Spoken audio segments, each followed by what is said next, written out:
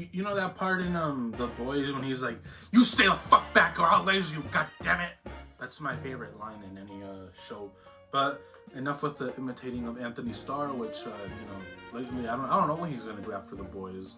I'm not saying he's gonna be short of work, but whatever he does, it's gonna be good. Unlike we all saw Five Nights at Freddy, and we haven't even introduced ourselves, but this is welcome back to our segment, What in the MacGuffin. This is episode 2. We're going to go ahead and, as you already know, take a dive in. Hopefully you like it. If you like it, subscribe. There is more to come. But we all saw, going back to what we were talking about, that stupid, well, I shouldn't say stupid, but that movie with Matthew Lillard. What is it called? Five Nights at, I don't want to sound like Quentin Tarantino, but like Five Nights at Freddy. The second one was not as good. I don't think there wasn't even a whole bunch of Matthew Lillard, but today we're going to be talking about just this idea of I was watching Love on the Spectrum, and it got me thinking about is it profiting off of autism spectrum disorder? Is it doing it out of heart, or is it sensationalizing it? Because I see videos of those, and most of those people are you wouldn't want to have dinner with. Let me just tell you that much.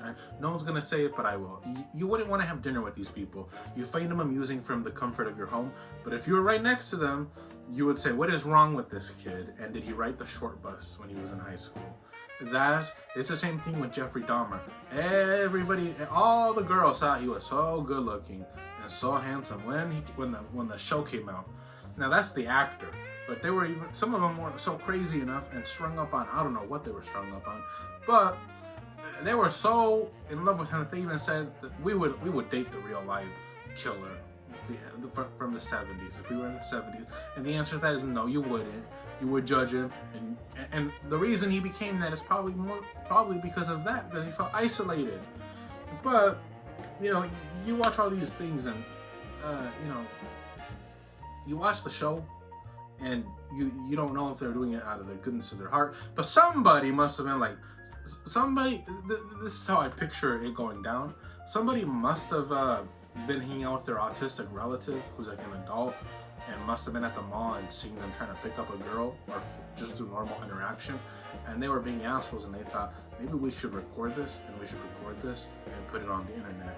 And when they put it on the internet, it got a lot of views. So he thought, I'm an executive at Netflix, or I can rub real elbows with real people with real power. I'm rubbing elbows with real power, he thought. And he probably thought, well, let's pitch this. Or they were like, let's get a bunch of people with cognitive disabilities, let's put them up on a date together and see how terrible it goes. And the person in the conference room, they were like, well, let's not do that, but you're on to something. You need to lay off the coke, and second of all, the idea is we take people who are on the autism spectrum disorder and we capture their journey to finding love. And they were like, he's like, well, who the hell would want to see that shit? And they're like, trust me, people love feeling sorry for people who have disabilities and conditions and disorders. I feel bad for some of these kids.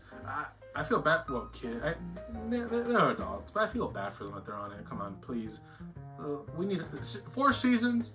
I'm watching season 3, and I watch it while I'm under the influence of Jazz Cabbage, and I find that shit funny. I don't know if I would find it funny if I wasn't smoking anything, if I wasn't smoking weed, but that's concerning. And talking about smoking weed, today is Friday. This is going to be a quick little commercial. We're coming to you live on Friday, and if you are not having a good Friday, then make sure to go to In-N-Out, because that's what we're going to be doing after this, going to In-N-Out. And it has nothing to do with the large amount of consumption of weed we have taken in. But now we're back to our routine. It goes to show that even if you're normal, you're still going to have problems. If you're not normal, then you might get lucky, and you might like that guy Logan. He's doing really good on that show. I mean, he's giving hope to a lot of nerds or geeks. He's doing a good job. But even if you're normal, look at what happened to Ryan Reynolds. Ryan Reynolds and that one crazy lady. What's her name? Blake Lively. And I assure you, she's not living up to her last few years. Who knows how long this has been going for. But people don't know this about Ryan Reynolds. But he had a fiance. He was married to some like Sarah McLachlan. Wrote a song about him. She wrote a song about him. Married to Scarlett Johansson, divorced, and then somewhere at the end of that period of when they were still married, he ended up hooking up with Blake Lively, and you can tell that this guy just wants to have a steady. He is trying hard. He's trying to do everything he can. He's trying to be a supportive husband.